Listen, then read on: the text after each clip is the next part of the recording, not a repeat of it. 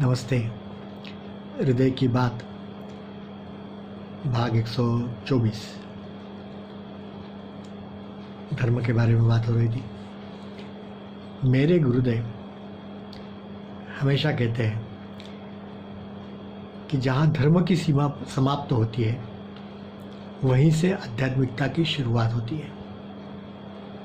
धर्म मानव को ईश्वर की खोज बाहर की ओर करने के लिए प्रेरित करता है। मंदिरों में, तीर्थ क्षेत्रों में, अरे स्वर्ग में इत्यादि। लेकिन वास्तव में ईश्वर कहाँ है?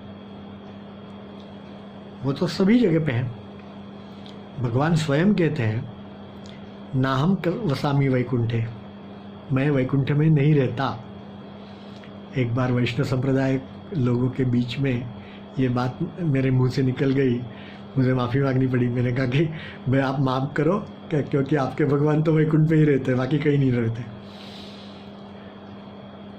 और जैसा मैंने पीछे भी बताया था, भगवत गीता में भगवान बार बार कहते हैं कि हृदय तिष्ठते अर्जुन, हे अर्जुन मैं सबके हृदय में रहता हूँ।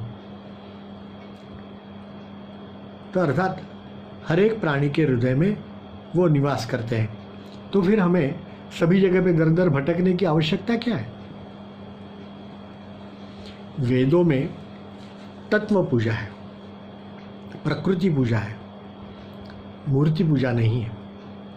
परंतु सब लोगों के लिए यह संभव नहीं होता तत्व की पूजा करना।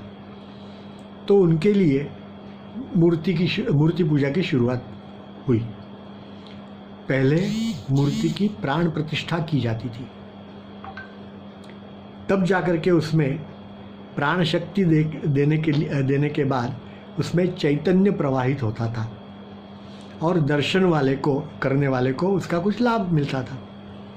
पुराने ज़माने में ऐसे संत महात्मा ऋषि मुनि ऐसे थे कि जो मूर्ति में चैतन्य प्रवाहित कर सके। क्या आज ऐसे लोगों का अस्तित्व है हमारे सामने? और मूर्ति की चेतना शक्ति भी धीरे धीरे कम होती जाती है, उसका ह्रास हो जाता है। तो ऐसी मूर्ति का दर्शन करने से क्या लाभ मिलेगा? 2 मिनट के लिए आपको मानसिक शांति मिलेगी, ईश्वर प्राप्ति नहीं होगी। कहा जाता है कि जिसके भाग्य में गुरु कृपा नहीं है, सद्गुरु की कृपा नहीं है, या तो जिसको सद्गुरु नहीं मिला है उनके लिए मूर्ति पूजा है। लेकिन जिनको सद्गुरु मिल गए हैं तो उनके लिए मूर्ति पूजा की आवश्यकता नहीं है।